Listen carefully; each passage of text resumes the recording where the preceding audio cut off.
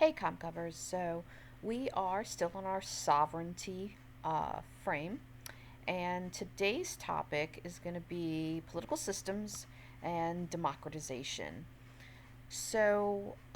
Yesterday we were talking about federal versus unitary, the nation, the regime, the government, the state, right? And all of these various different definitions in our six case study countries. So today we're going to also categorize with political systems, and then we're going to talk about its movement, each country's movement towards a stronger democracy. It's a concept known as democratization. So, factors that indicate the degree of democracy or authoritarianism of states includes um, whether the state adheres to rule of law. So remember, rule of law is that everyone is subject to the same law. In a democracy, we do see it greater tendencies, especially in strong democracies, towards adherence to rule of law, as opposed to authoritarian regimes tend to go to rule by law, in which they're authoritarian. They rule, a group of people or an individual rules and oppresses and controls using the law, rule by law. All right, so there are factors that indicate whether a country has a greater degree of democracy or authoritarianism, and they include um, the principle that a state should be governed by law, rule of law, as opposed to arbitrary decisions made by individuals or individual government officials. That's rule by law. Okay, the degree of state influence or control over the media. So, do you have a free and open media? That's more democracy. Or is the media tightly controlled? That's authoritarianism. Elections. So, is your country more about free, fair, and competitive elections? That's more democracy. Or are those elections not competitive, not free and fair? That's authoritarianism. The degree of transparency in the government. So if a government is very transparent and is open and people are allowed to question, people are allowed to see how government is run, that's more of a democracy. If it's tightly closed and happens behind closed doors, that's more authoritarianism. And then citizen participation. Are the citizens free to participate in their government, democracy, or are they not encouraged to participate in that government, authoritarianism? All right, so the branches of national government, remember that is defined as legislative, judicial, and executive. So the branches of national government in democratic regimes are more likely to be independent of one another. That whole concept of checks and balances. Does one branch check and balance the other, and that they're all individual and distinct branches? Um, so independence is a term and can serve to prevent any one branch from controlling all governmental power. So if the executive is, and that's the president or prime minister or the dictator, is exercising executive overreach, then another branch of government can come in and check that power. Maybe the legislature comes in and says, no, no, no, you can't do that. So, is each individual branch of national government independent? If it is most likely to be more of a democratic regime. If it isn't, it is most likely to be an authoritarian regime. So, authoritarian regimes include illiberal democracies, so they can be technically on paper in their constitution a democracy, but it's illiberal. There is no individual rights or freedoms or free and fair elections. So, an example of this, of course, is Russia. Russia is technically a democracy, but it's illiberal and an authoritarian. They're sometimes referred to as hybrid regimes as well. Other types of authoritarian regimes could be one party states, where there is one party and that's it, like in China, the CCP, the Chinese Communist Party. Then there are authoritarian regimes that are theocratic. And so this is going to be like Iran, in which Sharia law dominates. We also have totalitarian governments. There is a history of totalitarianism in Nigeria with the first, second, and third republics, as well as in Russia with the reign of Stalin. And then we have military regimes. Sometimes they coincide. Totalitarian and military regimes sometimes are the same. Like in Nigeria, the first, second, and third republics were largely military regimes. All right, more definitions. So, democratization is a transition from an authoritarian regime to a democratic regime. So, an increase in the amount of democracy. While this process can start or temporarily change direction, the process aims to result in the following over time. So, oftentimes, democracies, since they are fragile, it takes time. It doesn't happen overnight. So, gradualism is kind of one of the keys to a successful democracy. So, things that should be happening over time are free, fair elections, transparency in government, increased citizen participation in that government, universal suffrage, meaning that all adults should be able to vote, greater government transparency, which we've already noted, protection. The government should protect individual civil rights and civil liberties, equal treatment of citizens, and the establishment of rule of law. So these are necessary and happen over time in a country that is democratizing. All right, so a few more definitions about democratization. So you have democratic electoral systems, and these systems sometimes accommodate for a country's political culture. For example, if that country is ethnically diverse, maybe there are certain seats reserved for various different ethnic groups within government. So Iran does a little token of this with 5 seats reserved to other ethnic groups in the Majlis. Another characteristic of democratic electoral systems, is an increase in multi-party competition. So you want in a democracy multiple parties. Currently, Mexico is experiencing this, breaking away from the dominant party of PRI or PRI, going to the PRD, the PAN, and more recently the Moreno party. So we want an increase in multiple party competition. Some countries also elect in their electoral system to have gender or quotas. So we already talked about cultural quotas, but gender quotas, like Mexico, does have political parties. There are Each political party has to put up 50% of their candidates being women, 50% being men. So there is a gender quota here. Another democratic electoral system accommodation is a proportional representation. And this involves vote thresholds. So remember, in a proportional representation, you don't vote for any individual, you vote for a group of people.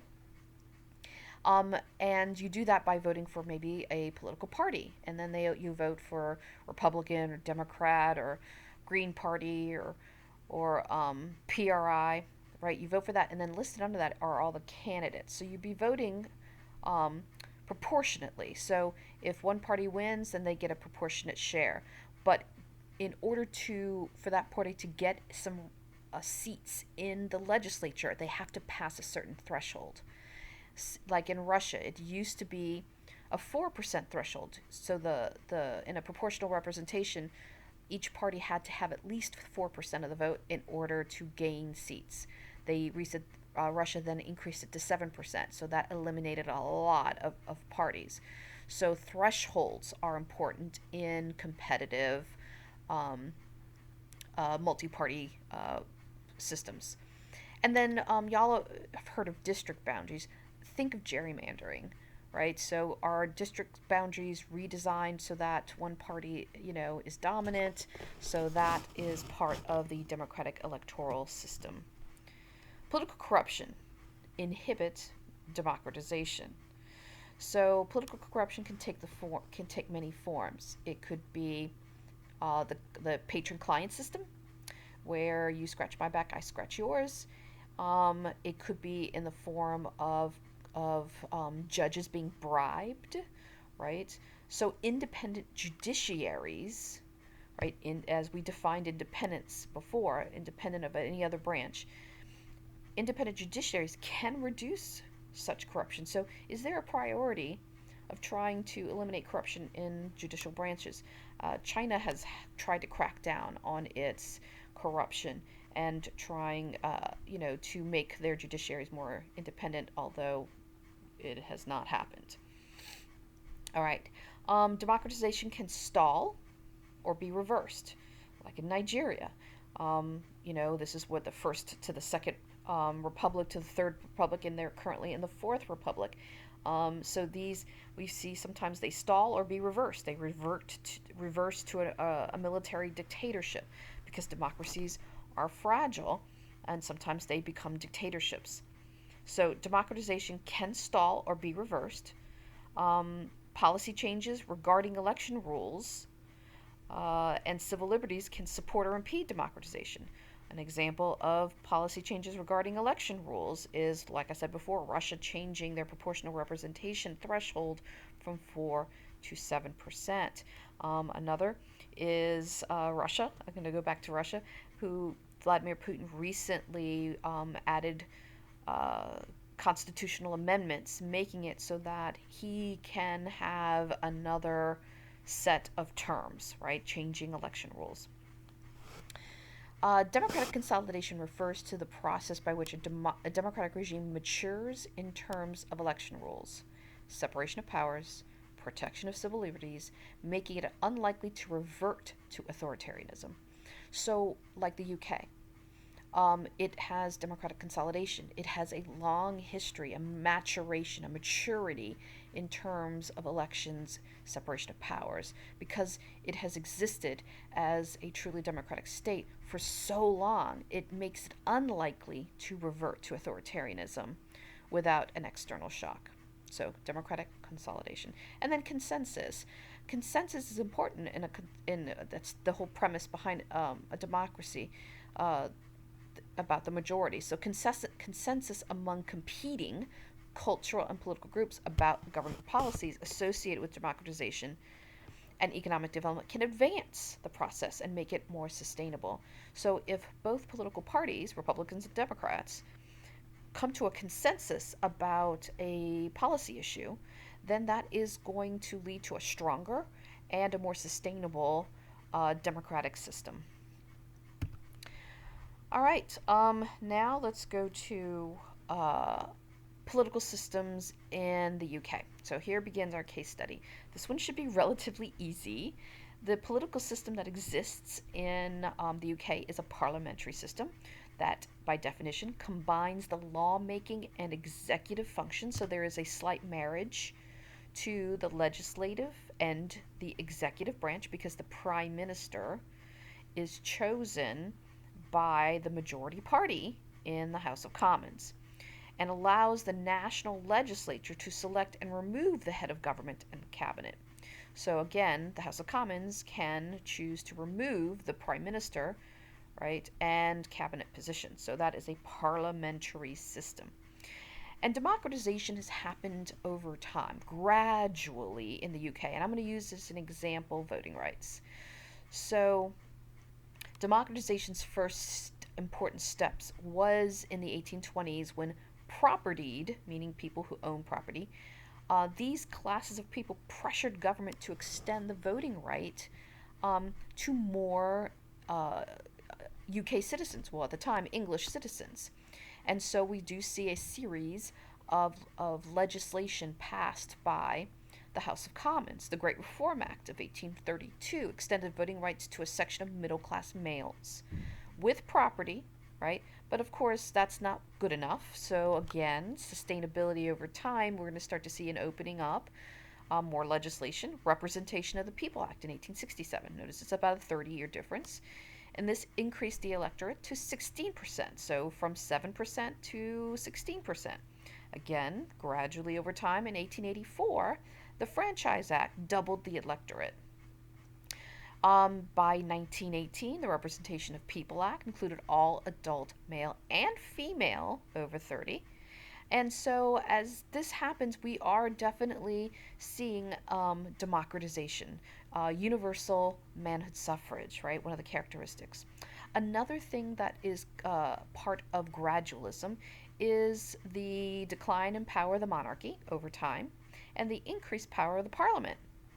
And of course, we talked about the English Bill of Rights and the Glorious Revolution, in which William and Mary of Orange had to sign the English Bill of Rights, basically giving power to Parliament, reducing power of the monarchy. And then soon, in our bicameral legislature, we see the ascendancy of the House of Commons and the descendancy in the House of Lords. This was largely as a result of the Industrial Revolution, because these commoners, these merchants, who were becoming wealthy in the Industrial Revolution, with wealth there's power. So we do see the ascendancy of the House of Commons and then the descendancy of the House of Lords happening gradually over time. By 1911, we are seeing um, the decline in the House of Lords. By 1999, no longer is the House of Lords a hereditary body, but now an appointed. So, voting and parliament democratization. Let's go to Russia. Russia is a hybrid or semi presidential system. So, the definition of this is it features separate popular elections for the president and the legislature. It allows the president to nominate a prime minister, right? That's why it's semi presidential. So far, the first part of that, separate popular elections for president and the legislature, that's presidential. Here comes the semi part. The president then nominates a prime minister who must be approved by the legislature. Members of the cabinet are held accountable by both the president and the legislature. All right, so democratization for Russia it's reverting, right? It's going back to authoritarianism. It did have a history of democratization, starting with Gorbachev under the Soviet Union in 1985, 1986, when Gorbachev rolled out some reforms, glasnost, or openness, openness in society, and perestroika, and that's economic reforms. So, glasnost is governmental, allowed churches to open. It released imprisoned dissidents. It allowed for publication of previously banned books. It opened up the media, allowed reporters to investigate. That's glasnost, opening of society. Then perestroika. Perestroika is the economic restructuring away from a command economy to a more free market economy. So we're going to start to see more privatization in order to recover the economy. By 1987, uh, Gorbachev is going to introduce a third program in Russian called democratization. This would be a gradual opening up the political system. It called for the election of new legislative body. Voters in the past would basically either vote yay, approve, would either vote yay or nay on candidates chosen by the Communist Party. Um, but now voters could choose from a list of candidates. So it opened up the democratic process. And then the Soviet Union falls. Yeltsin becomes president of Russia. Gorbachev resigns, and Yeltsin introduces a democratic constitution in 1993, creating a democratic state. But Yeltsin has to back out because he suffered with alcoholism, and Putin, his VP, rises to power. And this is where we start to see a reversal towards more centralization and ultimately more authoritarianism. So, evidence to support that authoritarianism. Putin can dissolve the Duma and call a new election, so we do not see an independence of governmental branches. The executive is basically controlling the legislative branch. The legislative branch then is therefore just a rubber stamp organization. And the president can issue laws, right, decrees with the force of law. So again, no true independence. China. China is an authoritarian system, just like Russia, due to the fact that it is ruled by law, not rule of law. There is a lot of corruption, state run media, and it is a one party state. Corruption can take the form of lack of independence in their judiciary. It also takes the form of patron client systems like Guanji, which was a gift giving, again, patron client system. You scratch my back, I give you a gift. Now, because corruption was such a problem in China, the current president of China, Xi Jinping, in 2012 announced a new anti corruption program, acknowledging that there was a significant problem, but corruption still exists in China. Another type of attempt at democratization, but ultimately um, isn't going to lead to democratization, is Deng Xiaoping's 1978 economic reforms. So, this is very similar to what we saw in Gorbachev's perestroika economic reforms, an opening up of the economy towards more free market. So, Deng is going to roll out his four modernization, modernizing farming, industry, science, technology, and military defense. And it was an opening up of the economy. But ultimately, even though China still has a free market economy, it is tightly regulated by the government. And anytime there was any try of the Chinese people wanting more democratic reforms as a result, like Tiananmen Square, the government cracks down. So, no true democratization here. Mexico. Mexico is a presidential system. So far we had a parliamentary system, the UK, a semi presidential system in Russia, an authoritarian system in China, and now in Mexico, a presidential system. So, technically, the definition it features a cabinet that is mostly responsible to the elected executive with a legislature that can only remove cabinet members through impeachment. These systems have separate, fixed term, popular elections for the national legislature and a top executive leader serving as both head of state and head of government. Presidential system. Mexico has it, the United States has it. All right, so democratization began in the 1960s when Mexico City hosted the Summer Olympics, and the government was spending tons of money making Mexico City look great.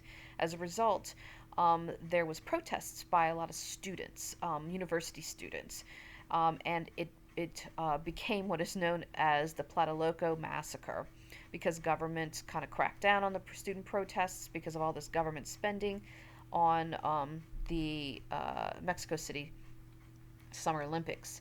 So that's the first time we start to see outright protest against the government. By the 1980s, and realize that Mexico City continued to be part of the dominant party of the PRI, which was more of an authoritarian system. But then in the 1980s, as we progress, notice there is a lot of gradualism here. We progressed in the 1980s. There was an economic recession due to the falling price of oil. And without all that oil revenue, the PRI no longer can dole out patron client systems. So it starts to lose its power. Starts to lose its power. And then in 1985, there was a Mexico City earthquake. And of course, the PRI was incompetent in leading Mexico through this disaster. And that's going to lead to the rise of other organizations who are going to try and help Mexico City recover, including the PRD, which is a second political party. So over time, the 1990s, we start to see greater democratization, more competition, for the PRI. And examples of this is the Federal Electoral Institute that was instituted in the 1990s, and this oversaw elections to make sure they were free and fair and competitive. In 2014, the IFE became the INE, and that's basically the National Electoral Institute, and they continue to monitor elections. So again, free and fair elections. 1996, we saw more female candidates. This criteria of a quota for female candidates at 30%. By 1997, the PRD, which was one of those political parties rising up out of the ashes of the Mexico City earthquake, wins some local elections. Cardenas wins the Mexico City's mayoral race. As we go into the 2000s, we're starting to see even more political parties challenging the PRI, including the PAN, which will finally win a presidential election. First one in 75 years that a PRI president didn't win. This was Vicente Fox with the PAN. And then in 2014, there were constitutional reforms, two major changes. Gender quota went from 30 to 50%, And this also ended the sexencio for legislators, not the president, but the legislators, so that they can be reelected to a consecutive term. And in 2018, we saw the rise of yet another major party, the Moreno Party, which AMLO, the current president, is a member of. So, gradual democratization in Mexico. All right, so Nigeria, like Mexico, is a presidential system. I'm not going to restate that definition. So let's talk about democratization. It has struggled in Nigeria, right? Democratization has been a struggle. First, second, third republics were characterized as being military dictatorships. But let's look at some changes that was an attempt at democratization. So, again, they still struggle with it, but there is an attempt. During the Second Republic, military dictator Obasanjo, a southerner, stepped aside for the democratically elected president because in the Second Republic Nigerian government decided to switch from a parliamentary system to a presidential system. And the reason for the change to this American model, this presidential system, is because they have so many ethnic groups that fragmented the legislature. And they were hoping that multiple ethnic groups that fragmented the system the multi-party system and the legislature, and it prevented the prime minister from gaining any necessary authority to rule because there was so much diversity. The prime minister couldn't get enough consolidation of power among the various parties to rule. So they switched to a presidential system, hoping that that would eliminate some of the problems. Okay, so that was some degree of democratization, but then they reverted back to a military dictatorship, right? Um, with the fall of oil prices in the 1980s. All right, then in the Fourth Republic, that started in 1999. Again, we see Obasanjo. He's going to come back, and he will be democratically elected this time in 1999. Then he's reelected in 2003, and then in 2007, he turned power over to the next democratically elected president, Yara Adewey. So, one of the things that happened under Obasanjo was the idea of a political party in which to deal with the ongoing problems between the various different ethnic groups, the North versus the South. They decided to create the PDP. This was a political party that agreed that they would alternate between a northern candidate and a southern candidate in terms of the president. So Yar'Adua from the PDP was northern, but he was sick and actually died during office. So his VP, Goodluck Jonathan, who was a southerner, became president. But then Goodluck Jonathan ran in the next election, so now we have essentially two terms with a southern president rather, and that's of course going to upset members of the PDP that because they're supposed to alternate. So Northerners worried that this was going to be a shift of power back to the South, broke away from the PDP and created the APC, the All Progressives Congress. And in 2013, this new party emerged, and they will nominate Buhari, a northerner, as president, and he will win in 2015 and then wins re-election in 2019 as part of the APC. So again, we do see democratization taking place because we have had a democratically elected president since 1999. Now, are some of these elections a little fraudulent? Probably, but this is part of the process. Last but not least is going to be Iran. Iran struggles also with democratization because it's an authoritarian theocracy. But some examples of attempts at democratization. There was a referendum for the 1979 Constitution, so it was put before voters. That's great. But the 1979 Constitution did create essentially a theocratic democracy. Some elements are democratic, some elements are theocratic. And the supreme leader is going to be the Ayatollah, and then there's going to be a president. And the Ayatollah, who is basically the ruler, did in in the 1970s, institute what is known as the Cultural Revolution. Much like the Chinese Cultural Revolution, it aimed to purify the country, in this case of the Shah's regime, secular values, and the West. But this new government under the Ayatollah was oppressive. And they imprisoned and executed in the name of revolutionary justice. All right, let's fast forward now to 1997, 1995, and we do see our first reformist president elected in Khatami. And Khatami didn't want to get rid of theocratic elements of the of the Iranian government, but rather wanted to lift restrictions placed on society by the clerical leaders. But he fails to do this.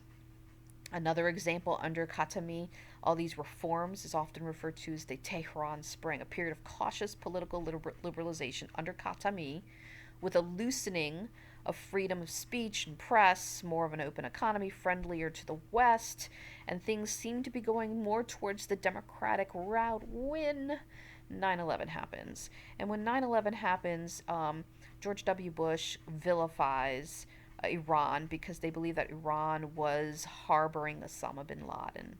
And so as a result, he issues the Axis of Evils leech, and Iran becomes angry, and they elect Mahmoud Ahmadinejad as the next president. Out goes Khatami and his reforms. In comes the hardliner Mahmoud Ahmadinejad, and he is very angry towards the West. So we see a deteriorating relationship with the West. Um, but then, and there's some contested elections, the 2009 election in particular, where Mahmoud Ahmadinejad is going to win re-election is highly questionable. So the next election, Rouhani who is the current Iranian president, is more of a moderate, so somewhere between Khatami and Ahmadinejad. All right, guys, that's the end of that. I will see you back tomorrow.